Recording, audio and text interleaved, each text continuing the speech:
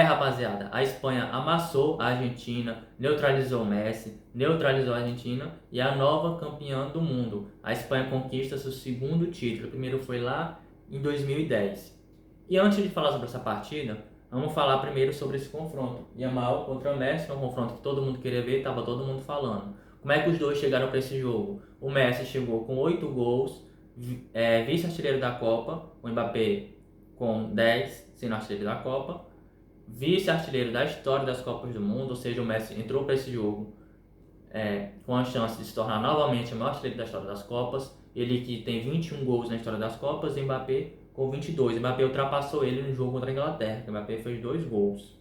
E o Messi também chegou para essa partida com 4 assistências, o jogador com mais participações em gols da história das Copas. Ele que tem 12 assistências, e nessa Copa, 12 assistências no total, e nessa Copa 4. Já o Yamal chegou com apenas um gol nessa Copa, o gol marcado contra a Arábia Saudita lá na segunda rodada, e com nenhuma assistência. E também tem aquela lendária foto do Messi dando banho no Yamal, né? Só contextualizando aqui rapidinho para quem não sabe, ali foi uma campanha que a Unicef, patrocinadora do Barcelona na época, fez, no qual ela fez um calendário. Nesse calendário tinha fotos de jogadores do Barcelona da época interagindo com crianças. E a família do Yamal inscreveu ele naquele sorteio, e o Yamal foi uma das crianças sorteadas e caiu justamente logo com o Messi. O Messi tirou foto lá, a mãe dele estava presente também, a mãe do Yamal. O Messi, que na época tinha a idade que o Yamal tem hoje, 19 anos. Mal sabiam os dois que anos depois de se passar, aquele em 2007, mal sabiam eles que em 2026, anos depois, eles se encontraram na final de Copa, né? Uma história escrita por Deus, sem dúvidas.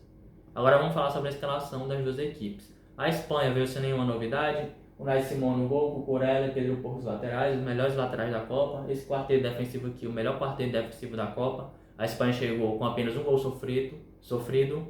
A melhor defesa dessa Copa, com apenas um gol lá contra a Bélgica. Laporte e Cubarsí. A zaga, Fabian Ruiz, que tomou o lugar do Pedri mesmo. Rodri, Dani Olmo, Baena, Oyarzabal e Lamine Yamal. Já a Argentina veio com duas novidades. A primeira, o Montiel no lugar do Molina. O Molina que vem fazendo a Copa abaixo defensivamente, na lateral direita. E o Nico Gonzalez no lugar do Paredes. O Depô voltou para o time titular. O Scaloni sacou o Paredes. E o Nico Gonzalez, que vem entrando no segundo tempo, começou a titular ontem. Já o resto, Tagliafico, Lisandro Martins, Romero e Gibu. Depois, o Fernandes, Macalester, Álvares e Messi, uma partida abaixo do Messi, como eu falei, foi neutralizado pela Espanha. E a partida começou, e a primeira boa chance foi essa do Yamal. O Yamal que saiu ali na frente do gol, chutou, e o Lisandro Martins, a grande Copa, né, do Lisandro, desviou o chute, e o Dibu fez sua primeira grande defesa, uma excelente partida do goleiro da Argentina. Se levasse para os pênaltis, não duvido a Argentina ter ganho, porque ele é muito bom nos pênaltis, estava jogando muito bem. Pouco tempo depois, o jogo começou muito elétrico. O Laporte vacilou ali, o Laporte começou nervoso, visivelmente, e o Messi ia sair de frente para o gol, só com o Unai Simón, que é um líbero muito bom, um goleiro que, para mim, o Raya é melhor, mas é uma Copa muito boa do Unai Simón. Ele saiu e chutou a bola para longe. Pouco tempo depois não, foi mal. Aí o jogo deu uma mornada ali, e aos 38 minutos, o Oyarzabal, eita nome difícil, Oyarzabal chutou, e mais uma defesa do Dibu. O primeiro tempo foi o primeiro tempo sonolento, vamos falar a verdade, começou elétrico ali, mas depois ficou painha, né? Mas ao final era desesperar. E o Lisandro Martins levou o primeiro cartão amarelo do jogo aos 40 minutos. A Argentina estava jogando duro, era para ter sido já dado cartão amarelo para a Argentina. O Macalester mesmo, no início do jogo, deu um carrinho forte, só com a arbitragem fraca, na minha opinião. Teve até um gol da Espanha que foi anulado, a gente vai falar durante o vídeo sobre esse gol. E o primeiro cartão foi sair só aos 40 minutos para o Lisandro. Então, mais uma arbitragem fraca dessa Copa. E o Cucurella foi a última finalização do primeiro tempo. Deu esse chute aqui perigoso, que passou ali no canto esquerdo para fora, canto esquerdo de Dibu, e a bola foi para fora. O primeiro tempo, como eu falei, meio sonolento. A Argentina não deu uma finalização. Olha isso, posse de bola 65% para a Espanha, 35% para a Argentina. Chutes 3 para a Espanha, e nenhum para a Argentina. O primeiro tempo muito fraco da Argentina, a Espanha domínio, posse de bola, chutando pro gol. A Argentina não fez nada no primeiro tempo, o Messi sumido. O De La Fuente fez um excelente planejamento para esse jogo, sem dúvidas. Um excelente treinador, a gente vai falar dele no final do vídeo. E o segundo tempo não começou diferente. A Espanha melhor, a Espanha em cima. Logo no início, o Dibu fez mais uma defesa. O Dibu que, como eu falei, fez uma grande defesa. E aqui, aos 60 minutos, uma substituição que mudou o rumo da partida. O Ferran Torres e o Pedro entraram. Esse cara aqui, principalmente, né, que fez o gol do título, um herói improvável, mais um herói improvável aí na história do futebol. Ele que é um jogador bom, mas ninguém estava botando muita fé que ele seria o herói, vamos falar a verdade. Aqui, aos 63 minutos, teve esse chute do Dani Olmo e o Dibu rebateu todo esquisito, só que não saiu o gol. O Dibu que teve hora do jogo que ficou meio esquisito ali, ele, vamos falar a verdade. Aqui, aos 74 minutos, mais uma substituição que mudou o jogo. O Merino e o Nico Williams, eles entraram bem ontem, principalmente o Nico, que por mais que entrou no segundo tempo, conseguiu ser um dos melhores da partida. Para quem não tá ligado, o auge dessa Espanha foi com o Nico Williams na ponta esquerda, o Yamal na ponta direita. Só que o Nico Williams tá voltando de lesão, então o treinador De La Fuente optou por deixar o Baena na ponta esquerda e dar o Nico Williams. O Baena que fez uma Copa boa, só que o Nico é melhor. São características diferentes. O Nico Williams é aquele cara que mais para cima, aquele cara mais vertical. Já o Baena é aquele cara que ataca, mas é aquele cara que não é tão vertical. Muitas vezes ele pisa na bola, vê se dá pé pra cima. O Nico não, o Nico é aquele cara que fica indo pra cima direto, um estilo de jogo bem parecido com o Vinícius Júnior, por exemplo. E como eu disse, ele foi um dos melhores da partida, mesmo entrando no segundo tempo. E aqui, uma coisa que mudou ainda mais a situação para a Argentina, que já estava ruim, a situação da Argentina só piorou. Isso aqui facilitou o título da Espanha. Nos acréscimos, o Enzo Fernandes, que já tinha cartão, deu uma porrada no Cubarsí, o Cubarsí que voou aqui, como você pode ver. O Enzo Fernandes, que nessa Copa era para ter sido expulso, por exemplo, contra a Inglaterra, não foi, mas ontem não passou batido, né? E o Paredes era para ter sido expulso também. O Paredes levou o cartão, fez 2 faltas para cartão amarelo e não foi expulso. Como eu disse, uma arbitragem fraca, mas aqui pelo menos o juiz não acertou. O Cubarsí, na hora eu até fiquei pensando que ele poderia sair da partida, foi uma porrada muito forte. E o Messi fez uma coisa nada a ver. O Cucurella estava conversando com o Messi, e o Messi esperto quis levar o Cucurella expulso também. Porque para quem não está ligado na regra, quando os jogadores adversários estão discutindo, se um botar a mão na boca, é para ser expulso. Isso foi impulsionado pelo Cuprestiano, em vez com o Vinícius Júnior na Champions desse ano. Só que o Cucurella ali não estava discutindo com o Messi, ele estava conversando com o Messi numa boa e botou assim a mão na boca, e o Messi tentou levar ele junto para expulsar, só que o VAR avaliou e viu que não era para expulsão. Acho que tudo meio escroto aí do Messi, mas dá para entender, né? O time dele jogando nada, um a menos, tá defendendo dele. O Yamal, isso aqui poderia ter sido um lance histórico. No final teve uma falta para a Espanha, falta cometida pelo Paredes, que era para ter levado o segundo cartão amarelo, já era para ter levado, já era para ter sido expulso nessa altura do campeonato, só que o juiz não expulsou, e podia ter expulsado nesse lance, só que o juiz não quis deixar a Argentina com 2 a menos. O Yamal chutou e o Dibu defendeu. Se o Yamal faz esse gol, ia ser ainda mais foda o capítulo dessa final, né? Porque o Yamal, uma das principais estrelas do futebol atualmente, todo mundo falando em Yamal contra Messi, só que mais a defesa do goleiro da Argentina. E aqui são alguns dados que mostram a superioridade da Espanha nos 90 minutos. A Espanha, 15 chutes, sendo 9 no gol. A Argentina, nenhuma finalização, nem fora, nem no gol, nenhuma finalização. Posse de bola 65 da Espanha contra 35 da Argentina. Escanteios 9 da Espanha, 1 da Argentina. Uma superioridade gigante, foi constrangedor para a Argentina. A Argentina ontem tem uma atitude constrangedora. Quase não jogou, quase não conseguiu jogar.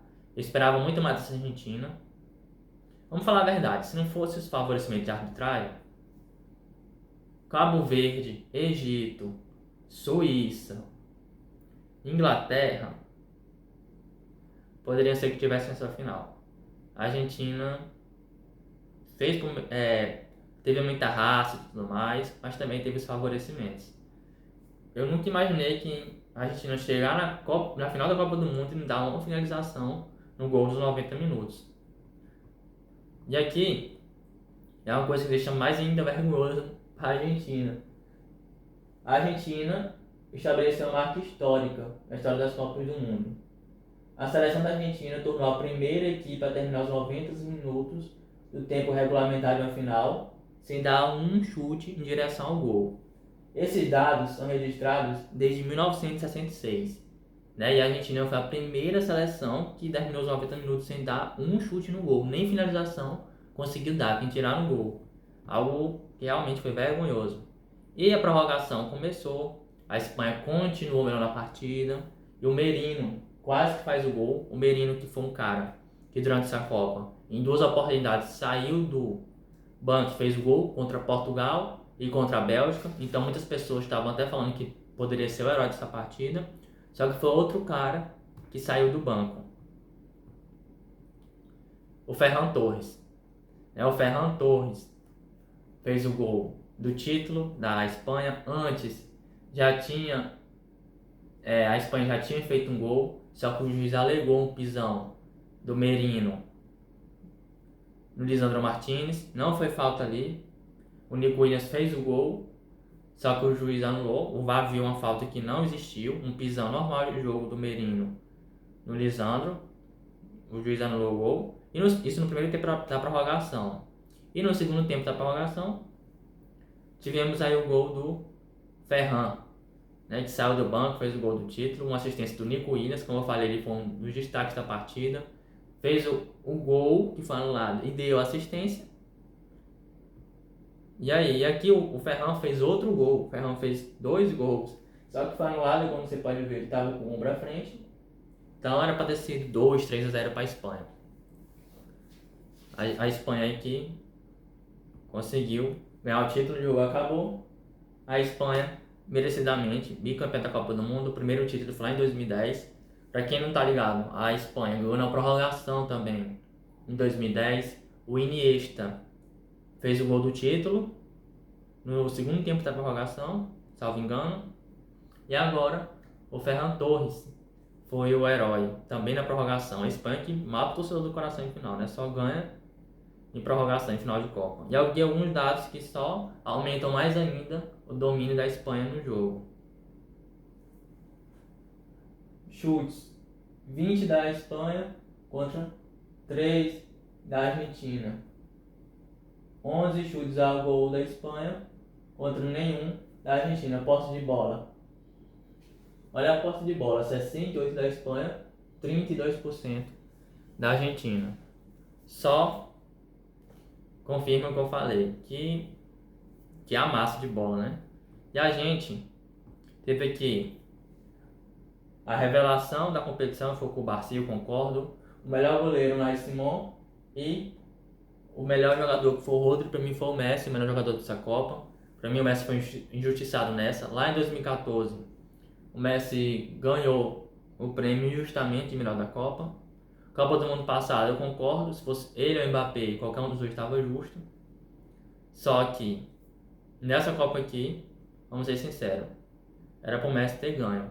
Lembrando que só 2 vezes o campeão da Copa ganhou o prêmio de melhor jogador da Copa, que foi o Messi a primeira vez ano passado, primeira vez que um campeão da Copa ganhou ganhou a premiação de melhor jogador da Copa, e agora o Rodri, que para mim foi o melhor jogador desse jogo. O Ferran Torres foi eleito o melhor jogador da partida por ter sido herói, mas para mim o Rodri, é impressionante como o Rodri domina o meio de campo da partida.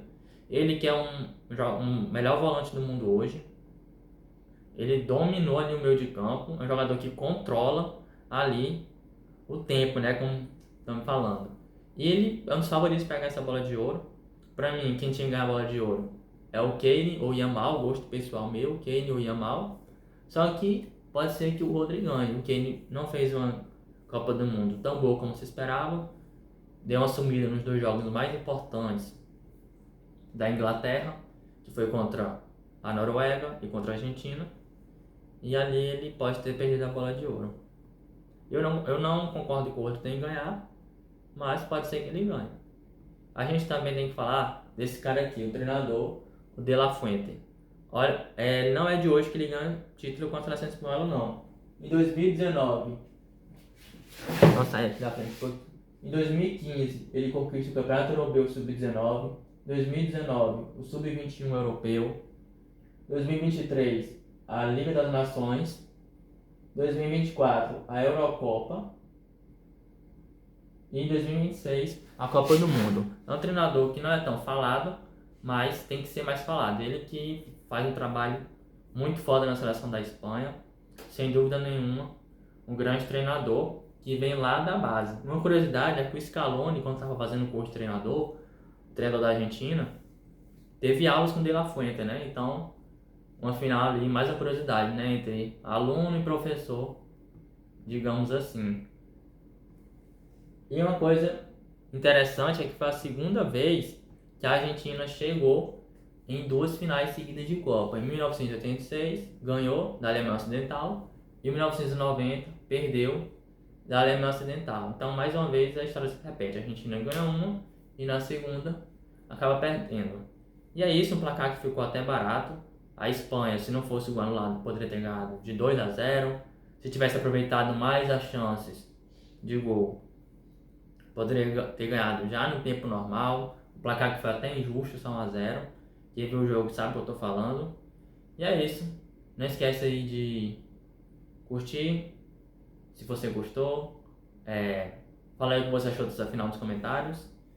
E é isso. Tamo junto.